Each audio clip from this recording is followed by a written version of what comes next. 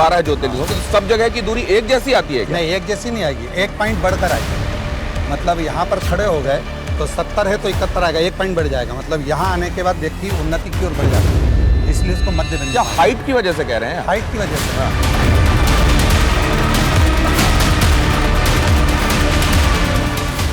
एक लोटा जल अगर समस्या का हल ये दे रहा है तो बाकी सब उद्यम करने की आवश्यकता क्या है? बहुत जरूरी है, मनुष्य देह मिली है तो कर्म तो करना पड़ेगा। बहुत सारे लोग ये कहते हैं कि पंडित प्रदीप मिश्रा जो हैं वो भगवान शिव को सर्वोपरि रखते हैं और कहीं उनकी बातों में दोयम होने का भाव महसूस होता है बाकी देवताओं के लिए। क्या ये बात सच है? गलत है। जो व्यक्ति भेद करता है उसको लगता है कि भेद है।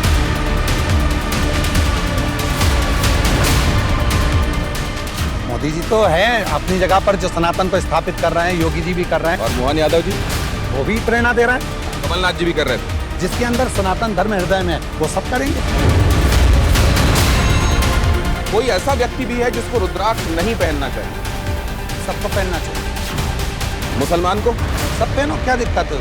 जब तकलीफ होगी तो डॉक्टर के पास जाकर, मुसलमान ये थोड़ी ना देखता है कि हिंदू डॉक्टर है कि सिख डॉक्टर है। ये कहते हैं कि जल से चमत्कार होता है इत्यादि इत्यादि, ये एक तरीके से अंधविश्वास को बढ़ावा देना है। डॉक्टर शिव है और शिव ही डॉक्टर है। भोलेनाथ डॉक्टर हैं तो पंडित प्रदीप मिश्रा क्या कंपाउंडर हैं?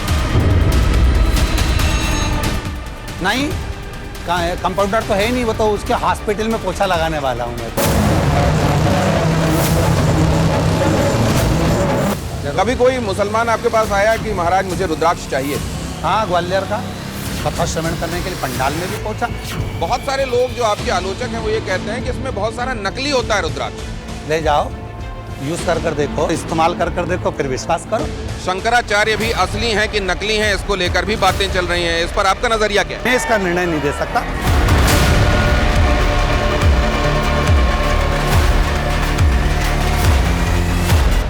साधुओं और संतों के वेश में कई बार ठग, धूर्त और शैतान भी होते हैं कि नहीं?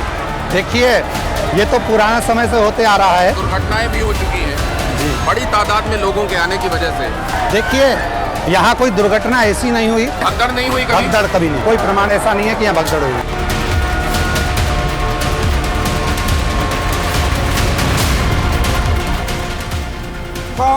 कहाँ तक रहती है और कहाँ से वो अंधविश्वास में बदल जाती है? किसी को चोट पहुंचा रहे हो वो अंधविश्वास है, किसी को परेशान कर रहे हो वो अंधविश्वास है। तो आप ये कह रहे हैं कि रामचरितमानस और श्रीमद् भागवत दोयम हैं शिव पुराण के मुकाबले?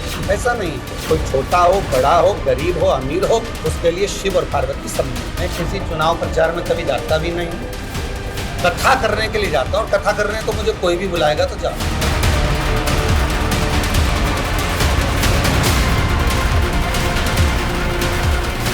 आपके लिए भारतीय जनता पार्टी और कांग्रेस एक जैसी हैं आपकी निगाह में? हम उसके पक्ष में हैं जो सनातन की बात करे, जो राम और कृष्ण की बात करे, जो गंगा और गाय की बात करे। आप गाय रखना चालू करिए, संरक्षण होना चालू हो जाएगा। सब सरकार करेगी तो अपन क्या करेंगे? राष्ट्रीय पक्षी मोर है अगर, तो जरूरी नहीं है कि हम घर में मोर पाले तब वो संरक्षित हो। हम गाय के प्रति थोड़ा भी समर्पण नहीं है और हम चाहते हैं कि गाय कटना बंद हो जाए, गाय के लिए आंदोलन चालू हो जाए।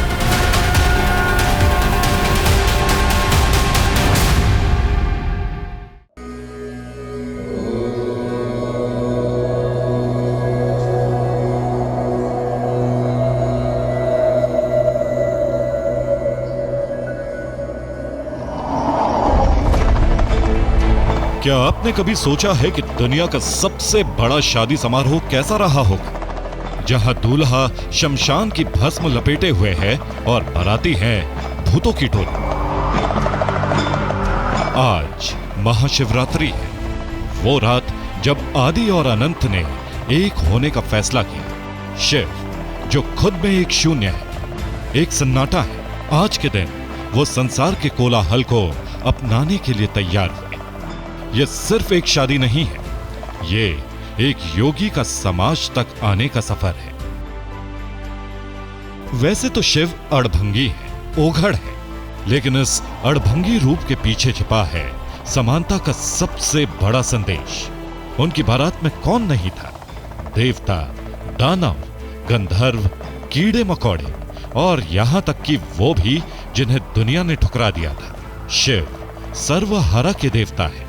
वो हमें सिखाते हैं कि जिसे दुनिया अशुभ कहती है, महादेव उसे भी अपने गले से लगाते हैं।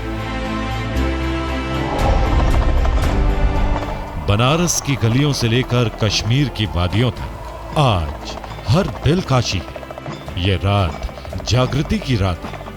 कहते हैं इसी दिन सृष्टि का आरंभ एक अग्नि लिंग के रूप में हुआ था। शिव से ही सब जन्मा और उन्हीं में सब खो जाना है।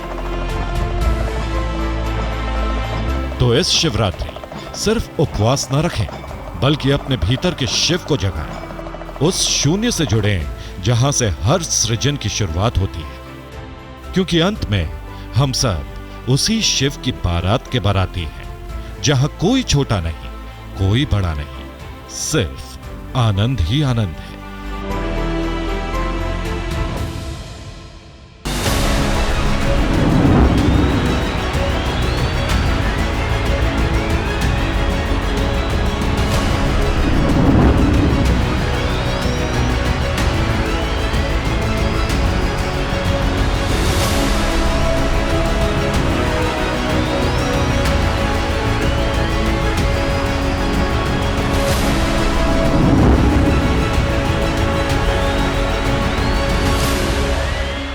यो ददाति सताम शंभुः कैवल्यमपि दुर्लभम खलानाम दंडकृत्यौसौ शंकरः शं तनोतु में। शिव जिनकी महिमा को अपरंपार बताया गया है, आज यहाँ खासतौर से इस विशाल शिवलिंग के समक्ष खड़े होकर, वो भी पंडित प्रदीप मिश्रा के साथ खड़े होकर, ये भावनाएं बिल्कुल उन्हीं शब्दों के साथ आत्मा भी उतर रही हैं। ये जो कुबेरेश्वर धाम हम यहाँ और यहाँ की जो भव्यता देख रहे हैं, खासतौर से ये शिवरात्रि के समय आपसे मुलाकात हो रही है और इतनी सारी भीड़, ये तो मतलब कमाल, अद्भुत का दृश्य है ये। इस संदर्भ में आपके अंदर क्या अनुभूति आती है? देखिए, बाबा देवादिदेव महादेव की पवित्र धरा है कुबेरेश्वर धाम, जिसको मेरी बहनें जितनी भी माता हैं वो इसको मायका मानते हैं, क्योंकि ये 12 ज्योतिर्लिंग का मध्य बिंदु है। हाँ, ये मैं सुन रहा था, 12 ज्योतिर्लिंगों का मध्य बिंदु। ये कैसे तय होता है? यहाँ से आप गूगल पर अगर कोई भी ज्योतिर्लिंग को निकालेंगे तो वहाँ एक पॉइंट बढ़ा हुआ है। 80 है तो 81 आएगा, 70 है तो 71 आएगा। एक पॉइंट बढ़कर ही बाबा का स्थान है। मतलब एक पॉइंट के संदर्भ में, जैसे आप काशी जा रहे हैं, हाँ। तो काशी आपका यदि यहाँ से आगे निकलेंगे तो वो 180 हो गया, पर यहाँ खड़े होकर देखेंगे तो 181 ही पे आएगा। उसी तरह किलोमीटर पे कह रहे हैं? किलोमीटर से, मतलब जो भी किलोमीटर होंगे वो यहाँ से 1 किलोमीटर ज्यादा नहीं, तो आप मान लीजिए इसको आप रेफरेंस पॉइंट मानते हैं। बिल्कुल, सुनिए, और यहाँ से आप किसी जगह की दूरी नापते हैं। 12 ज्योतिर्लिंग, 12 ज्योतिर्लिंगों की, तो सब जगह की दूरी एक जैसी आती है क्या? नहीं, एक जैसी नहीं आएगी, एक पॉइंट बढ़कर आएगी। मतलब यहाँ पर खड़े हो गए तो 70 है तो 71 आएगा, एक पॉइंट बढ़ जाएगा। मतलब यहाँ आने के बाद व्यक्ति उन्नति की ओर बढ़ जाता है, इसलिए इसको मध्य बिंदु। क्या हाइट की वजह से कह रहे हैं? हाइट की वजह से हाँ। यहाँ किलोमीटर से, मतलब जैसे उज्जैन है 150 किलोमीटर है, पर यहाँ खड़े होंगे तो वो 151 कहलाएगा। ओमकारेश्वर जैसे 180 है तो वो 181 कहलाएगा। ऐसा इसलिए तो नहीं है कि किसी भी जगह का जो स्थानक जहाँ से मानते हैं उसके मुकाबले ये जगह 1 किलोमीटर, मतलब सीहोर का जो मुख्य बिंदु होगा जहाँ से नापा जाता हो, उससे ये 1 किलोमीटर और ज्यादा हो। मतलब मध्य बिंदु हम लोग इसको मानते हैं 12 ज्योतिर्लिंग। यहाँ सब बढ़कर ही चलता है बाबा के नाम। ये अभी भी रैशनली पूरे तौर पे मैं नहीं समझ पाया, लेकिन पंडित प्रदीप मिश्रा कह रहे हैं कि यहाँ से जब आप दूरी देखेंगे तो सीहोर से अगर काशी विश्वनाथ मंदिर की दूरी 1 किलोमीटर दिखाई देती है, तो उसके मुकाबले अगर आप कुबेरेश्वर से देखेंगे तो 1 किलोमीटर ज्यादा दिखाई देगी। यहाँ शून्य नहीं आता, यहाँ पर जो भी पॉइंट आएगा वो बढ़कर आएगा, एक पॉइंट। यहाँ शून्य पर हम लोग नहीं खड़े। कुल मिलाकर कहने का तात्पर्य ये है कि जीवन को शून्य से, उसकी रिक्तता से अगर बचाना है और पूर्णता का भाव लाना है तो उसके लिए कुबेरेश्वर बाबा का धाम। तो आपको ये प्रेरणा कैसे? क्योंकि हम ये जानते हैं कि आप सामान्य परिवार से आते हैं, शिक्षक के तौर पर आपने जीवन की शुरुआत की, और दूसरा एक और कौतूहल मैं देखता हूँ, शिव के जितने उपासक होते हैं वो त्रिपुंड भस्म का ऐसे लगाते हैं, मैं देख रहा हूँ ऊर्ध्वपुंड लगा हुआ है। देखिए, गुरु परंपरा में हम श्रीमद् वल्लभाचार्य जी के द्वारा दीक्षित उन्हीं के हमारे जो गुरुजी हैं श्री विठलेश राय काका जी महाराज, उनके द्वारा दीक्षित हैं। मतलब हम लोग वल्लभ कुल से परंपरा से जुड़े हुए हैं। तो हमारा ब्रह्म संबंध हुआ है। ब्रह्म संबंध के अंतर्गत हमारी जो गुरु परंपरा में जो तिलक की महत्वता है, उस तिलक महत्वता को हम लोग धारण करते हैं। कहते हैं कि अपना सनातन धर्म, अपना तिलक, ये कभी भी बदलना नहीं चाहिए। तो सनातन धर्म हमारा हम लोग अपना कर चलते हैं, और जो तिलक हमारी गुरु परंपरा से मिला है हम उसको नहीं बदल सकते। और मूलता है शिव धाम की महत्वता। तो शिव धाम में तो शिव भक्तों का आना, ये तिलक के माध्यम से हम नहीं कहेंगे, हम तो इतना कहेंगे कि आप जिस भी देवी देवता का भजन करें, मूलतः उसके प्रति विश्वास को जागृत रखें। अगर विश्वास नहीं है तो फिर आपके पास में भगवान कभी प्राप्त नहीं हो सकता। विश्वास ही वो आधार है जिस पर अध्यात्म और धर्म की इमारत मजबूत होती है। लेकिन अब एक और बात मैं समझना चाहता हूँ, महाशिवरात्रि का मौका, शिव पंडित प्रदीप मिश्रा के लिए, क्योंकि आप शास्त्रवेत्ता भी हैं, आप सामान्य नागरिक के तौर पर आपने जीवन भी शुरू किया होगा, आपके लिए शिव क्या है? आपके लिए शिव, जैसा कहा जाता है कि जनरेटर, ऑपरेटर, डिस्ट्रॉयर में से डिस्ट्रॉयर शिव को उस श्रेणी में रखा जाता है। तो वो सृष्टि के संहारक हैं, वो सृष्टि के पालने वाले हैं। क्या है शिव आपके लिए? भगवान देवाधिदेव महादेव को दुनिया के लोग मानते हैं कि संहार के देवता हैं, पर जिसने शिव महापुराण की कथा नहीं पढ़ी या शिव महापुराण नहीं सुनी, वो कहेगा कि शंकर भगवान संहार के देवता हैं। पर जिसने शिव पुराण को अच्छे से पढ़ा है या शंकर जी की कथा को जिसने मनन चिंतन किया है, वो कभी नहीं कह सकता कि शिव संहार के देवता, क्योंकि भगवान शंकर ही भगवान ब्रह्मदेव को सृष्टि रचना बताते हैं। भगवान शंकर ही भगवान नारायण को भी सृष्टि का क्रम वर्णन करते हैं। तो हम तो नहीं कह सकते कि शिव संहार के देवता। इतना जरूर है, आपसे अच्छे से बात हो रही है, आप अच्छे से रह रहे हैं, परिवार में अच्छे से रह रहे हैं, तो परिवार के लोग आपका सम्मान कर रहे हैं, आदर कर, कभी कभी आप क्रोध भी करेंगे। तो शिव जब सृष्टि का निर्माण करते हैं या भगवान शंकर देवाधिदेव महादेव सृष्टि की रचना करते हैं, तो कभी कभी क्रोध भी करते हैं। ये तो निश्चित है, एक घर में रहने वाले व्यक्ति को भी क्रोध आता है। एक छोटी सी चींटी है वो चल रही है। विष्णु जी तीसरी आंख तो नहीं खोलते। भगवान विष्णु तीसरी आंख नहीं खोलते तो सुदर्शन चक्र तो उठाते हैं, तो वो भी तो सुदर्शन चक्र का कार्य करते हैं। तो ऐसा है कि शिव, जिसने शंकर को जान लिया, वो ये जान गया कि शिव के बिना सब कुछ शून्य, शंकर है तो सब कुछ है, और शिव नहीं तो कुछ भी नहीं। एक और बात जो मैं देखता हूँ और जब बड़ों से सुना तो उसको पाया भी, कि बाकी सब देवता जो हैं, बाकी सब भगवान जो हैं, उनको जो चढ़ावे की सामग्रियां हैं वो महंगी महंगी हैं, उनको वस्त्राभूषण चाहिए, उनको लड्डू, नाना प्रकार के पकवान, ये जो हैं ये एक लोटे जल वाले हैं। और ऐसा लगता है कि अभिजात्य के भी हैं और सर्वहारा के, शोषित वंचित दलित के भी हैं। आप क्या कहते हैं इस पर? पहले तो मैं आपसे कहूँगा कि मेरे शंकर को आप जातियों में ना बांटें, क्योंकि शिव जातियों में कभी नहीं बटे। आप कहे कि ये दलितों के भी हैं या अन्य के भी हैं या सामान्य के भी, मैं तो कहूँगा शिव पशु का भी है, पक्षी का भी है, जल का भी है, थल का भी है, सबका शिव है। चाहे एक जीव है उसका भी शिव है। तो हम तो ये कहेंगे कि भगवान देवाधिदेव महादेव को किसी जाति में, बिरादरी में, मैं बल्कि इसको क्लास में ले जा रहा हूँ, जाति में नहीं। हाँ, क्लास में ले जा रहा हूँ। एक अभिजात्य एलीट और एक वो जो हैव नॉट्स माने जाते हैं।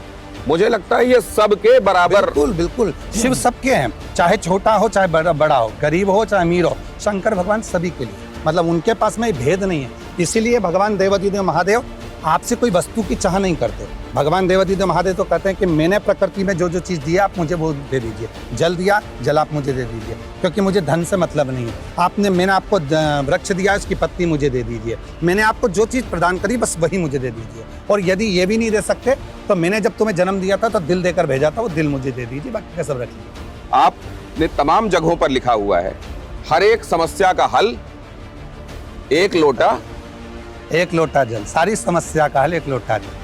देखिए, समस्या कैसी भी हो, यदि हम विश्वास के साथ शिव जी के पास जाते हैं और जल को लेकर पहुंचते हैं, जल शीतलता का भाव देता है। तो जब हम भगवान देवाधिदेव महादेव के पास पहुंचते हैं तो अपने आप समस्या का हल होने लगता है। किसने नहीं चढ़ाया? भगवान कृष्ण ने भी एक लोटा जल चढ़ाया है जब संतान की प्राप्ति हुई है। भगवान श्री राम जी ने भी एक लोटा जल चढ़ाया है जब जाकर लंका पर विजय प्राप्त करे हैं। ऐसा कौन है? माँ जगत जननी जगदम्बा अम्बा भी एक लोटा जल चढ़ाती हैं, तब भगवान शिव को प्राप्त करती हैं। तो संसार सागर में अगर कोई समस्या है, कोई तकलीफ है, कोई दुख है, तो आप इधर उधर क्यों भटकते हो, क्यों पाखंड की ओर जाते हो, क्यों आडंबर की ओर जाते हो? आप तो सीधे शिव जी के मंदिर जाओ, शिवालय जाओ, अपने घर के नजदीक में शंकर के मंदिर पहुंच के एक लोटा जल चढ़ा, सारी समस्या अपने आप मिट जाएगी। आप जाओ और विश्वास के साथ अपने संघर्ष को ना कम करिए, अपनी मेहनत को ना कम करिए और शिव जी पर विश्वास करिए। अब आज का जो दौर है उसमें अब आप इसको तर्क कहिए या कुतर्क कहिए, लोग ये कहेंगे कि मतलब एक लोटा जल अगर समस्या का हल किए दे रहा है तो बाकी सब उद्यम करने की आवश्यकता क्या है? बहुत जरूरी है। मनुष्य देह मिली है तो कर्म तो करना पड़ेगा। मानव देह में आए हो तो कर्म बिगड़ तो कुछ भी नहीं मिल सकता। भगवान राम जी ने युद्ध लड़ा तब जाकर विजय प्राप्त करी, पर शिव रूपी विश्वास उनके पास था। जो लोटा भर के जल रामेश्वर में चढ़ा कर गए थे, वो जल का विश्वास उनके पास में था कि मैं विजय निश्चित करूंगा, और वो विजय उनको मिली। उसी तरह कर्म तो आपको करना ही पड़ेगा। एक लोटा जल तो आपके अंदर विश्वास उत्पन्न करता है और शिव के विश्वास के बल पर आप उस लक्ष्य तक और मंजिल तक पहुंच जाते हैं। तो जल भी जरूरी है और कर्म भी जरूरी है। तो ये विशाल शिवलिंग बनाने का की क्या अवधारणा आपके दिल में? देखिए, बाबा का स्थान है, इसके नीचे ही प्राचीन शिवलिंग जो है बाबा का, कुबेर भंडारी का, वही है। उसी के ऊपर ये मंदिर के रूप में शिवलिंग का निर्माण किया गया। बाद में फिर देखा गया कि जगह छोटी है तो उस हिसाब से फिर ये बड़ा शिवलिंग का निर्माण सामने किया गया, शिव मंदिर का निर्माण किया गया, इसीलिए इसको बनाया गया। मैं देखता हूँ वैसे तो यहाँ प्रांगण में भगवान शिव तो हैं ही, लेकिन मुझको शेषशाही भगवान भी दिखाई दे रहे थे, और श्री रामचंद्र जी, लक्ष्मण जी, हनुमान जी भी दिखाई दे रहे थे। लेकिन बहुत सारे लोग ये कहते हैं कि पंडित प्रदीप मिश्रा जो हैं वो भगवान शिव को सर्वोपरि रखते हैं, और कहीं उनकी बातों में दोयम होने का भाव महसूस होता है बाकी देवताओं के लिए, जैसे वैष्णवों के लिए, शाक्यों के लिए। क्या ये बात, शाक्तों के लिए, क्या ये बात सच है? गलत है। देखो, सभी देवताओं को हम लोग मानने देते हैं, ऐसा कुछ नहीं है। ब्रह्मा विष्णु महेश तीन, जब हम शिव जी का अभिषेक करते हैं, एक कलश रखते हैं, 3 टेकी होती हैं, एक ब्रह्मा, एक विष्णु, एक महेश, और जल की धार शिवलिंग के ऊपर एक एक बूंद करके गिरती है, अर्थात हम तीनों एक ही हैं। जो व्यक्ति भेद करता है उसको लगता है कि भेद है, परंतु शिव में कोई भेद नहीं है, राम में कोई भेद नहीं है और कृष्ण में कोई भेद नहीं है। शंकर द्रोही दास मम, मम द्रोही शिवदास। और उसके लिए बाबा तुलसीदास लिखते हैं कि दोनों ही तरह के लोग जो होते हैं, किसी के एक का भक्त और दूसरे का विरोधी, उनको नर्क में रहना पड़ता है। देखिए, यहाँ जब हमसे बातचीत कर रहे हैं, आसपास आप देखिए कितनी बड़ी तादाद में गुरु जी के दर्शन लेने के लिए देखिए, और जिधर वो देख लेते हैं उधर आप देखिए अभिवादन के लिए हवा में हाथ उठे हुए दिखाई देते हैं। शिवरात्रि का महात्म्य, इस दौरान लोग जुटे हुए हैं या ये हमेशा ही यहाँ इतने लोग होते हैं? और दूसरा, शिवरात्रि कुबेरेश्वर धाम से जो लोग सुनेंगे उसका महात्म्य, उसकी महिमा कुछ और भी होगी। देखिए, वैसे तो शिवरात्रि सभी के हृदय में है और भगवान शंकर के प्रति सभी के अंदर भाव है, पर कुबेरेश्वर धाम पर रुद्राक्ष महोत्सव की मूलता रहती है। यहाँ पर व्यक्ति अगर आता है रुद्राक्ष महोत्सव के समय पर, तो यहाँ रुद्राक्ष लेने के लिए नहीं आता। यहाँ केवल भगवान शंकर के, रुद्राक्षेश्वर महादेव के दर्शन करने के लिए और भगवान शिव की आराधना करने के लिए आता है। शिवरात्रि की मूलता मैं कहूँगा कि पूरे भारत में ही नहीं, देश विदेश में भी शिवरात्रि की मूलता है।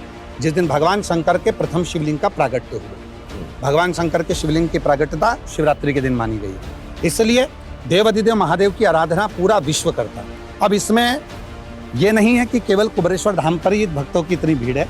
मैं तो कहूँगा, जब से शिव महापुराण की कथा जनमानस के हृदय में बैठी है, प्रत्येक ज्योतिर्लिंग में जाकर देखिए, प्रत्येक शिवालय में जाकर देखिए, शिव भक्तों की भीड़ आपको वहां पर भी मिलेगी। बस इतना है कि विश्वास के साथ जहां व्यक्ति का दिल जुड़ जाता है, वहां व्यक्ति दौड़कर आ जाता है, और वही यहाँ कुबेरेश्वर धाम है। तो ये जैसे मास शिवरात्रि भी होती है, फिर ये महाशिवरात्रि भी होती है। एक तो लोगों को ये बताइए कि इसमें क्या हर एक शिवरात्रि महत्वपूर्ण है, और दूसरे ये भी बताइए कि लोग जो आपको इस समय देख रहे हैं शिवरात्रि के दौरान, वो क्या करें एक लोटा जल के साथ साथ कि भगवान और प्रसन्न हो? देखिए, वैसे तो हमारे शिव महापुराण में वर्णन है कि प्रत्येक शिवरात्रि ही महाशिवरात्रि के बराबर है, परंतु ये जो मूल महाशिवरात्रि आती है, इस शिवरात्रि के दिन भगवान देवाधिदेव महादेव का प्रथम शिवलिंग प्रकट हुआ, जो ब्रह्मा और भगवान विष्णु ने प्रकट किया। इसी शिवरात्रि के दिन माँ आद्य शक्ति सती ने भी भगवान शिव जी को पाया। इसी शिवरात्रि के दिन माँ पार्वती जी ने भी भगवान शंकर को प्राप्त किया।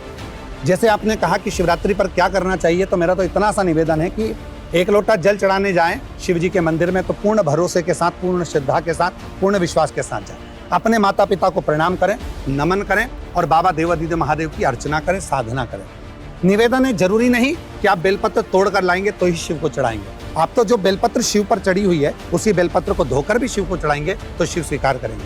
यदि वो बेलपत्र भी ना मिले तो विश्वास के साथ अपनी 3 उंगलियां भगवान देवादिदेव महादेव को लगा देंगे, वो बेलपत्र समझ लेंगे। क्योंकि शिव तो भाव जानते हैं, भगवान शंकर तो प्रेम जानते हैं। इसलिए शिव को रिझाने के लिए और कहते हैं कि कहीं ना कहीं किसी ना किसी रूप में एक धान्य गेहूं है, चावल है, कुछ भी एक धान्य शिवरात्रि के दिन शिव जी को जरूर चढ़ाना चाहिए, जिससे रोग का निवारण होता है, सुख समृद्धि आती है।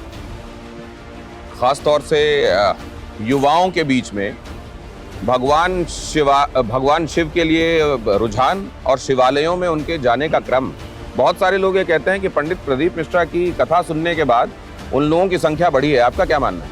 देखिए, ये तो बाबा देवादिदेव महादेव है। भगवान शंकर की जिस पे कृपा होती है वही शिवलिंग तक पहुंचता है या शिवालय तक पहुंचता है। मैं तो इतना मानता हूं कि आज की जो नवयुवक पीढ़ी है वो कहीं ना कहीं सनातन से जुड़ी है और सनातन से जुड़कर भगवान देवादिदेव महादेव को मानना प्रारंभ करिए।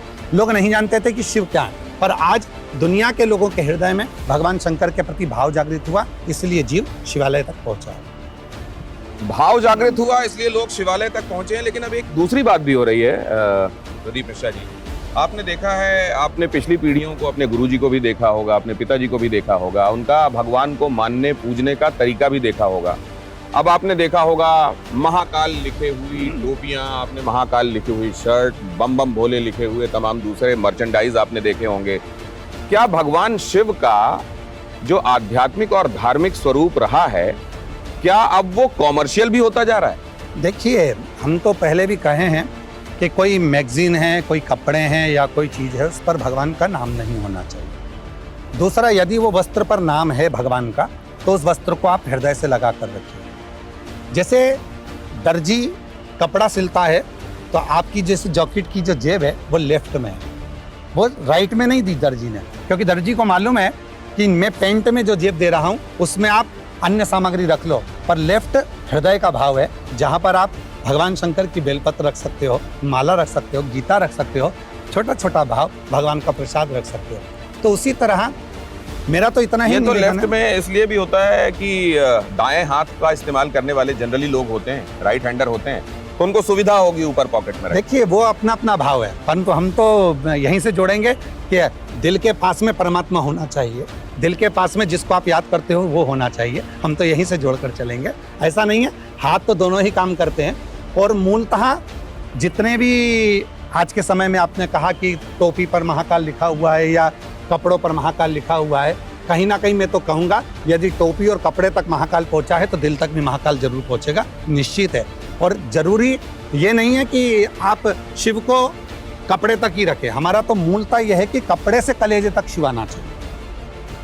आज कपड़े तक आया है तो कल कलेजे तक शंकर जरूर आएगा, ये निश्चित।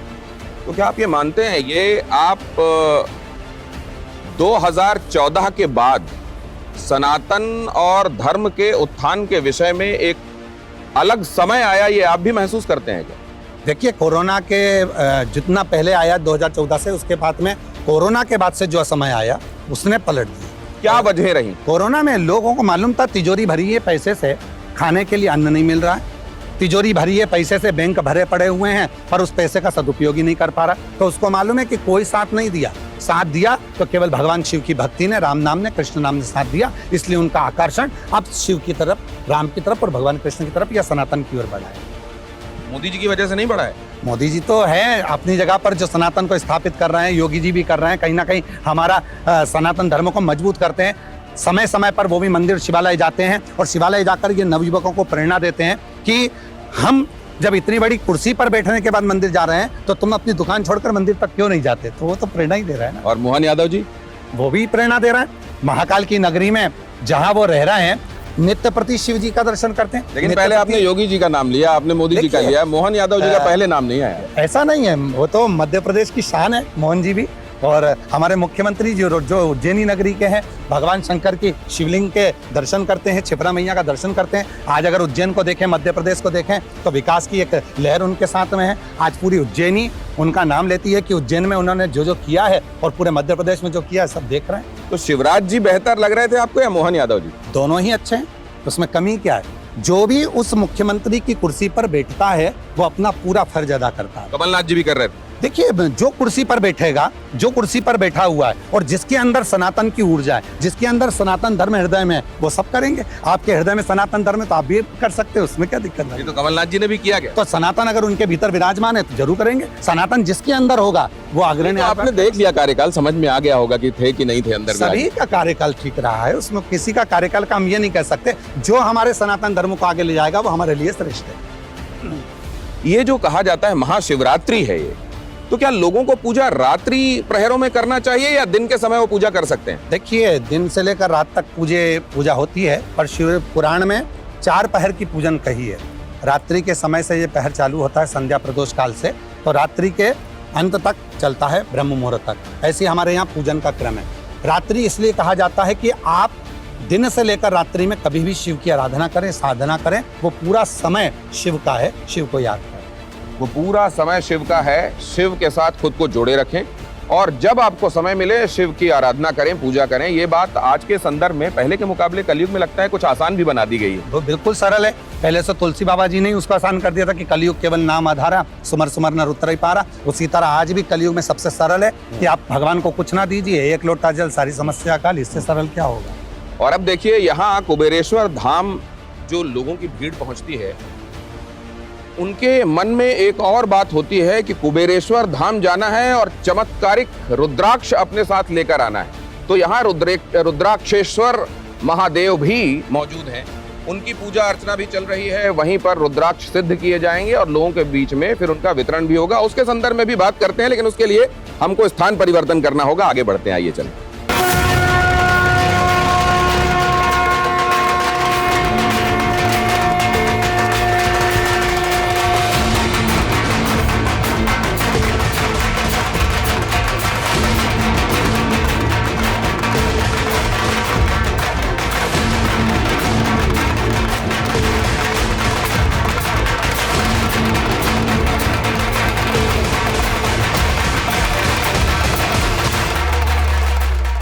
रुद्राक्षेश्वर महादेव इनका नाम इन्हें दिया गया है और यहाँ पर इनका रोज अभिषेक भी चल रहा है। तो अब हम यहाँ पर मौजूद हैं, जरा ये समझें कि इसके पीछे क्या भाव हैं आपके पंडित जी। देखिए, रुद्राक्ष भगवान शिव का नेत्रश्रु से प्रकट हुआ एक फल है, वृक्ष का एक फल है जो संपूर्ण विश्व में एक ऊर्जा प्रदान करता है। हमारे यहाँ कुबेरेश्वर धाम पर रुद्राक्ष का जो शिवलिंग बनाया जाता है और साथ में रुद्राक्ष का जो पूजन होता है अंदर की ओर, मैंने अभी आपको बताया कि जो बड़ा शिवलिंग है उसके नीचे एक प्राचीन शिवलिंग है, उसी पर उसका मूल पूजन अर्चना होती है और ये रुद्राक्ष का शिवलिंग बनाकर इसकी आराधना साधना करी जाती है। क्योंकि रुद्राक्ष में स्वयं भगवान शिव का वास कहा गया है।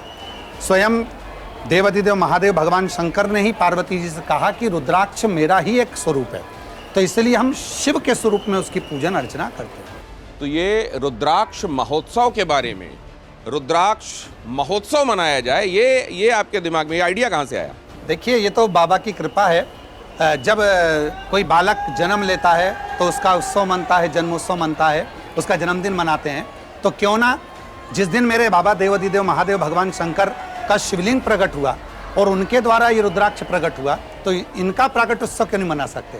इसलिए भाव रखकर इसको रुद्राक्षेश्वर महादेव का शिवलिंग बनाकर रुद्राक्ष महोत्सव के रूप में इसको निर्मित किया। तो बाबा के जो धाम हैं वहाँ से कई तरह के प्रसाद भक्तों को मिलते हैं, लेकिन कुबेरेश्वर धाम खास तौर से रुद्राक्ष के लिए, और आप तो रुद्राक्ष वाले बाबा कहलाते हैं। देखिए, रुद्राक्ष का वाले बाबा तो मेरे शंकर जी हैं, देवाधिदेव महादेव हैं।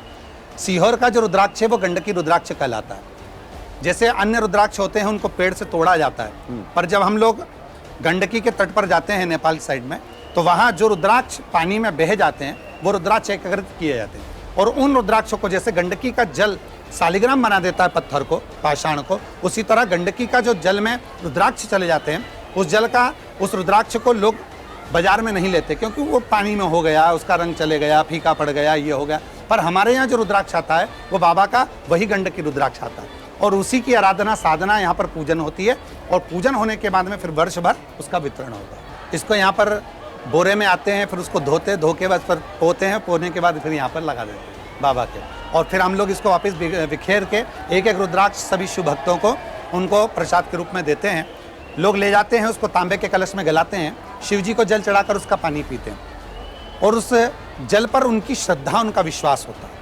हम तो कहते हैं कहीं ना कहीं शिव, वो कहते हैं ना, भगवान शंकर ने पार्वती जी से कहा है कि हे जगत जननी, जिसके शरीर पर, जिसके अंग पर, जिसके गले में या उसके नज़दीक में कहीं पर भी रुद्राक्ष होगा तो मैं स्वयं उसके साथ में हूँ, हर पल, हर घड़ी, हर क्षण। वैसे तो श्वास में शिव है, परंतु फिर भी रुद्राक्ष के रूप में शंकर को माना जाए।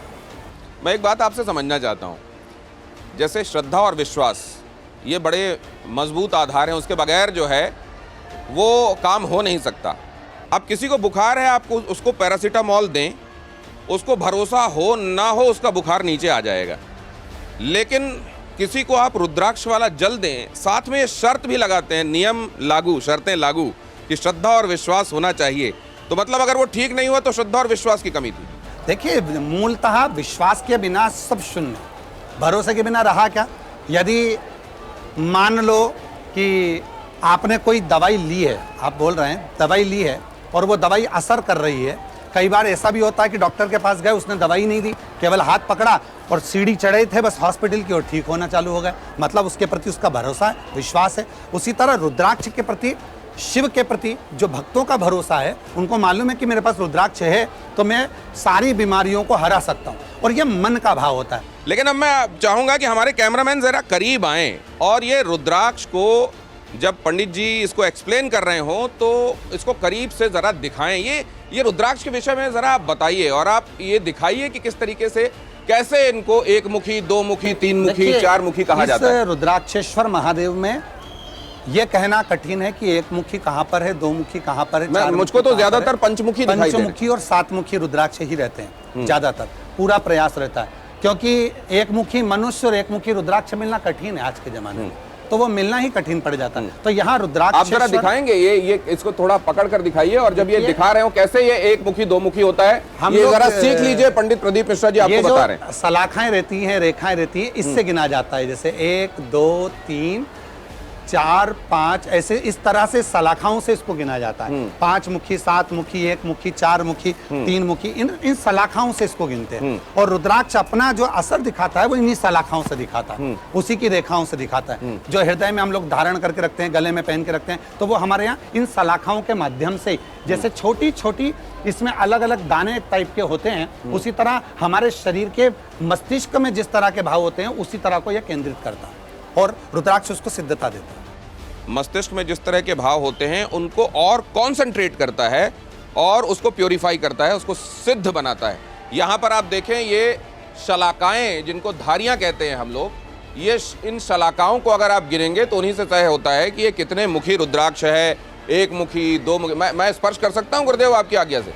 ये आप देखिए, एक, अगर आप इसको गिनेंगे तो 1 2, यहाँ देखिए आप, यहाँ फिर बीच में कोई धारी नहीं है, 3 4 और ये 5, मतलब ये पंचमुखी रुद्राक्ष है।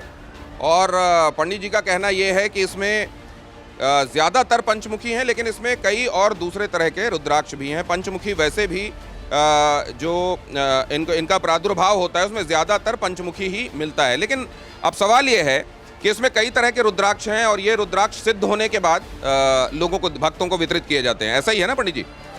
सिद्ध तो रुद्राक्ष पहले से ही है। अच्छा। रुद्राक्ष अपने आप में जब वृक्ष में लगता है और आता है, गंडकी में गिरता है, तो वो सिद्ध तो पहले ही हो जाता है, उसको सिद्ध करने की जरूरत नहीं पड़ती। बस हम लोग तो एक भाव से, जो अभिषेक का पूर्णता भाव है कि रुद्राक्ष जो भी जिनके पास भी जाए वो पूर्ण तरह से अभिषिक्त होकर, पूजन होकर, बाबा का आराधना कर फिर उसके पास जाए, इस भाव से हम लोग इसको पूजन, आराधना, साधना करें। नहीं तो मतलब किसी को कहीं और से रुद्राक्ष मिल रहा है और पंडित जी से रुद्राक्ष मिल रहा है तो इसमें फर्क होगा ना? ना ना ना ना, आप तो कहीं का भी रुद्राक्ष लो पर विश्वास पूरा रखो। हम तो इतना कहेंगे, हमारे यहाँ का रुद्राक्ष जो है गंडकी रुद्राक्ष, बस इतना विश्वास है हमारे को। और ये रुद्राक्ष कुबेरेश्वर धाम का एक आनंद के साथ, जो विश्वास के साथ लेकर जाता है वो अपने आनंद में रहता है। तो ये इस समय अभिषिक्त हो रहे हैं, अभिमंत्रित हो रहे हैं कि सिद्ध हो रहे हैं, क्या हो रहा है? इनको हम लोग पूजन के माध्यम से सिद्ध कर रहे हैं। मतलब सिद्ध तो वो पहले से हैं, पर जैसे क्या कहते हैं परम सिद्ध कर रहे हैं। जैसे आप हो वैसे आप हमेशा वैसे एक जैसे ही रहते हो, पर जब आपकी शादी हुई होगी तो आपको सिद्ध किया गया होगा, हल्दी लगाई होगी, तिलक लगाया होगा, साफा पहनाया गया होगा, गले में माला पहनाई गई होगी, हाथ में कंकन डोरा बांधा गया होगा, फेटा बांधकर फिर घोड़ी पर बैठ के गए होगे, तो उस समय पर आपका स्वरूप दूसरा हो जाता है। उसी तरह रुद्राक्ष वही है, पर उसको भी पूजन कर कर, साधना कर कर, उसको भी एक आनंदता प्रदान कर कर कि हमारा देव अधिदेव महादेव है, उसकी आराधना करें, साधना करें, फिर जनमानस को दें। तो ये कितने वर्षों से आप कर रहे हैं ये इस तरीके से सिद्ध करने और लोगों में वितरित करने कई का? वर्ष हो गए इसको तो करते करते। पहले छोटे रूप में होता था, अब जनमानस को जैसे जैसे मालूम पड़ा वो विशाल होता चले गए। तो फिर ये सामान्यतः तो इसका वितरण भी शिवरात्रि को ही होता था ना, शिवरात्रि पर तो कभी वितरण नहीं हुआ। इसका वितरण हमेशा जब बाबा का जब 2 महीने तक अनुष्ठान चलता है, जैसे अभी भी 2 महीने तक रुद्राक्ष वितरण बंद रहता है रुद्राक्ष महोत्सव के टाइम पे, क्योंकि जो मंत्र होते हैं, साधना होती है, उसके अनुसार इसको सिद्ध किया जाता है, तो उसके लिए 2 महीने तक बंद रखते हैं। 2 महीने के बाद फिर वितरण चालू करते हैं। 15 मार्च से वितरण होगा। किसके लिए कौन सा मुखी रुद्राक्ष जाएगा ये कैसे तय होता है? हमारे यहाँ तो ये नहीं देखते कि 1 मुखी है कि 2 मुखी है कि 5 मुखी, 7 मुखी। यहाँ तो कुबेरेश्वर बाबा की धरा पर ही देखा जाता है रुद्राक्ष है, मतलब शिव है, बस ये देखते हैं। शंकर भगवान ने कौन कौन से रूप धारण करे, महाकाल में कौन स्वरूप विराज रहा है, वेदनाथ में कौन स्वरूप विराज रहा है, सोमनाथ में कौन स्वरूप विराज रहा है। जो शिव का भक्त होता है वो ये नहीं देखता कि वहां कौन स्वरूप, वो ये देखता है कि सामने जो बैठा है वो मेरा देव अधिदेव महादेव है। उसी तरह देखने वाला बस ये जानता है कि हमारा रुद्राक्ष मतलब शिव का रुद्राक्ष हमारे पास में है और वही रुद्राक्ष मूल है। उसको यहाँ से ये मतलब नहीं रहता सीओर से कि 1 मुखी है कि 5 हर तरह के रुद्राक्ष की एक ही तरह की वैल्यू है या आपके हिसाब से अलग अलग तरह के रुद्राक्ष अलग अलग तरह के प्रयोजनों के लिए? आप बाजार से खरीद कर लेकर आएंगे तो सबकी वैल्यू अलग है, पर जब कुबेरेश्वर धाम का रुद्राक्ष लेकर जाएंगे तो सब एक समान है। यहाँ सब समता है शिव के धाम में। जैसे शमशान में शिव है तो वहाँ सबकी समता, उसी तरह कुबेरेश्वर धाम का प्रत्येक रुद्राक्ष चाहे 1 मुखी हो, 4 मुखी हो, 5 मुखी हो, 12 मुखी, 14 मुखी, 21 मुखी, सबकी बराबरता। तो आप गंडकी वाले एक तो रुद्राक्ष अपने आप में बहुत आसानी से नहीं मिलता, दूसरा फिर गंडकी वाला रुद्राक्ष वो और कम हो गया, और फिर आप लाखों नहीं, गंडकी का रुद्राक्ष तो ज्यादा हो गया ना। गंडकी में जो पेड़ से गिरे और गंडकी में आए वो वाले आपने लिए ना। तो रुद्राक्ष पहले ही बहुत ज्यादा, वैसे हर जगह रुद्राक्ष के पेड़ आपको मिलेंगे नहीं। नेपाल में खेती होती है। हाँ, वहाँ होती है। वहाँ पे जो गंडकी में गिरे उसमें से और गंडकी से आपने लिया, वो जाहिर है उसके मुकाबले तो कम होंगे जो उसमें लगे लोग कॉमर्शियल उसके लिए ले जाते होंगे। तो ये इतने सारे रुद्राक्ष, बहुत सारे लोग जो आपके आलोचक हैं वो ये कहते हैं कि इसमें बहुत सारा नकली होता है रुद्राक्ष। ले जाओ, यूज कर देखो। वो कहते हैं ना प्रयोग कर देखो, इस्तेमाल कर देखो, फिर विश्वास करो। तो इस्तेमाल कर देखो, फिर विश्वास करो। तो लेके जाओ, फिर प्रयोग कर देखो कि कुबेरेश्वर धाम का रुद्राक्ष असली है कि नकली। बाहर से दुकानों से लोगे तो नकली मिलेगा, बाबा के धाम से तो अगर यहाँ का कंकर भी चले जाता है तो शंकर हो जाता है। तो ये तो रुद्राक्ष बाबा की कृपा दृष्टि है, ये वो धरा है। भरोसा हो तो कंकर भी शंकर है, वरना फिर गंगा भी एक सामान्य नदी है। लेकिन अब जरा मैं आपसे ये चाहूँगा कि वो लोग जो ये जानना चाहते हैं कि ऑथेंटिसिटी होती क्या है रुद्राक्ष की, एक बार ज़रा करीब आए हमारे कैमरामैन, और जब पंडित जी एक्सप्लेन कर रहे हों कि कैसे पहचाने, कैसा दिखता है, कैसे उसको पहचाना जाए कि ये है असली रुद्राक्ष, ज़रा ये भी हमारे दर्शकों को बता दीजिए। देखिए, पहले तो मैं कहूँगा कि रुद्राक्ष को जब आप बाजार से भी लेकर आएँ या कहीं से भी लेकर आएँ, पहले उसकी मूलता होना चाहिए कि रुद्राक्ष को आप जो धारण करने के लिए ला रहे हो, घर में रखने के लिए ला रहे हो कि पहनने के लिए ला रहे हो। मूलतः रुद्राक्षों को, जो रुद्राक्ष छेदित नहीं होते, उनको गर्म सुई डालकर छेद कर दिया जाता है। शिव महापुराण के अंतर्गत कहा गया, जैसा रुद्राक्ष वृक्ष से गिरता है, जैसे हमारे यहाँ जो रुद्राक्ष गंडकी में आया, हम वैसा की वैसे रुद्राक्ष लोगों को देते हैं, उसमें सुई नहीं डालते। ये रुद्राक्ष की माला जो होती है, बस उतने ही रुद्राक्षों को हम लोग माला डालन करते हैं जितना हमको शिवलिंग बनाना है। बाकी के हमारे यहाँ जो रुद्राक्ष आता है उसमें हम सुई नहीं डालते। हमारे यहाँ वो रुद्राक्ष ऐसे कैसे आया और ऐसे कैसे हम लोगों ने देना प्रारंभ कर दिया। रुद्राक्ष की मूलता है कि रुद्राक्ष आपको शीतलता देगा, नम्रता देगा, आपके स्वभाव में एक आनंदता देगा। जिस समय से रुद्राक्ष आपके पास में आता है, आपके हृदय में अपने आप बदलाव आना प्रारंभ हो जाता है। तो रुद्राक्ष की, कोई कहता है कि ये असली है, ये नकली है, हम तो कहते हैं थोड़े दिन अपने पास धारण कर देखो। जब धारण करोगे तो अपने आप मालूम पड़ेगा कि रुद्राक्ष कैसा है, उसकी मूलता है। विज्ञान भी ये कहता है कि रुद्राक्ष में खास तरह की ऊर्जा उसके इर्द गिर्द होती है, इलेक्ट्रोमैग्नेटिक रेडिएशन तक की बात की जाती है। ये भी कहा जाता है कि इसको पहनने से दिमाग का संकेंद्रण, उसका फोकस और शांति बढ़ते हैं। लेकिन ये बहुत सारे लोगों का कहना है कि इसके अतिरिक्त पंडित जी जैसे जो लोग ये कहते हैं कि जल से चमत्कार होता है इत्यादि इत्यादि, ये एक तरीके से अंधविश्वास को बढ़ावा देना है, वरना फिर दवाओं का, डॉक्टरों का और आज के मॉडर्न साइंस का कोई काम ही नहीं रह जाता। क्यों नहीं रह जाता? हमारे यहाँ हमने अभी आपको कहा कि डॉक्टर शिव है और शिव ही डॉक्टर है, हम लोग ये मानकर चलते हैं। दूसरा रहा कि हमारे यहाँ से कोई जल तो दिया नहीं जाता कि कोई जल दिया जा रहा है, हमारे यहाँ से कोई भभूत तो दी नहीं जाती, हमारे यहाँ से कोई श्रीफल तो दिया नहीं जाता, हमारे यहाँ से तो कुछ भी नहीं दिया जाता, केवल रुद्राक्ष के सिवा। अब आप उसको धारण करें, चाहे जल में डालकर पिए, या आपके ऊपर निर्भर करता है। आप उस रुद्राक्ष को अपने तन पर भी धारण कर रहे हैं तो भी फल दे रहा है। हमने ये भी नहीं कहा कि इसको जल में डालकर रखो और उसको पानी को शिव पर चढ़ाकर फिर पियो। ये तो आपका विश्वास है कि रुद्राक्ष शिव है और शिव को जल प्रिय है, तो जल में ही शिव को डाला जाता है और वही जल शिव को समर्पित कर कर पिया जाता है। जैसे कोई ऐसा व्यक्ति भी है जिसको रुद्राक्ष नहीं पहनना चाहिए? सबको पहनना चाहिए।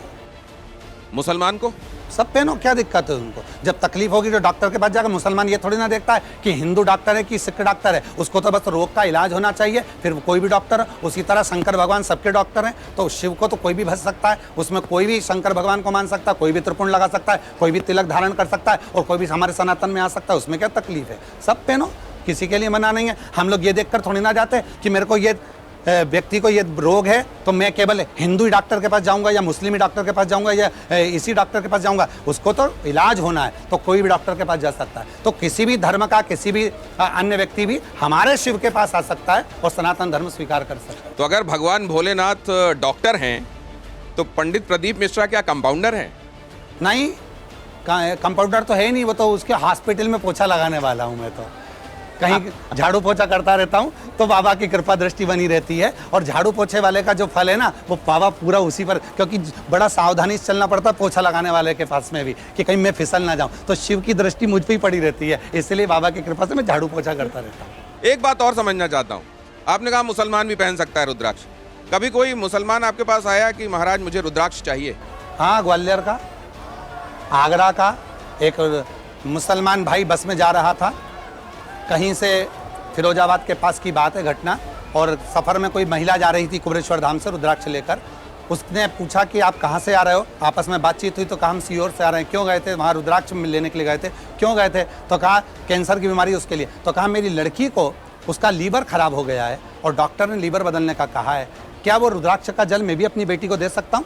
तो उस महिला ने एक रुद्राक्ष उस व्यक्ति को दिया। उसका पत्र हमने व्यासपीठ पर पढ़ा है, आपको टीवी पे मिलेगा। तो वो उस रुद्राक्ष को लेकर उसने, महिला ने मुसलमान भाई को दिया और वो रुद्राक्ष लेकर गया, और वो बेटी जब ठीक हुई तो उसको लेकर कुबरेश्वर धाम पर प्रणाम करने भी आया, नमन करने भी आया, कथा श्रवण करने के लिए पंडाल में भी पहुंचा। ऐसा नहीं है, हमने क्या कहा, डॉक्टर कोई भी हो, इलाज अच्छा होना चाहिए, बस अपने को फायदा होना चाहिए, इलाज अच्छा होना चाहिए। मैं ये जानता हूं कि तमाम कथावाचक आपसे जानना चाहते होंगे कि खुद पंडित जी कौन से रुद्राक्ष का जल पीते हैं कि उनकी जितनी व्यूअरशिप है, लंदन में रिकॉर्ड बुक में उनका नाम लिख जाता है, एक बार में व्यूअरशिप के उनके रिकॉर्ड टूट जाते हैं। वो कौन से रुद्राक्ष का जल पी रहे हैं, वो थोड़ा वो बाकी कथावाचक भी चाह रहे हैं कि उनको मिल जाए। एक लोटा जल सारी समस्या का हल है। मेरा तो निवेदन है कि आपके नज़दीक के जो शिवलिंग है उस पर एक लोटा जल चढ़ाना प्रारंभ करो। और ये नहीं है कि रुद्राक्ष का जल पी रहे हैं तो फॉलोवर बढ़ रहा है या ये चीज़ है, ना ना ना, आप तो उसका भजन करते रहो, शिव का भजन करते रहो, राम का भजन करते रहो, कृष्ण का भजन करते रहो, उनकी कृपा दृष्टि आप पर पड़ती रहेगी और आप खुद उन सरलता, सहजता, स्वाभाविकता ऐसे गुण होते हैं जो लोगों को चुंबक की तरह खींचते हैं। ये हमने सुना है, लेकिन लगता है कि पंडित जी के पास वो चुंबक है। क्यों कह रहा हूं मैं, आगे जब बढ़ूंगा पंडित जी के साथ तो आपको वहां ले चलता हूं और दिखाऊंगा। आइए चलें।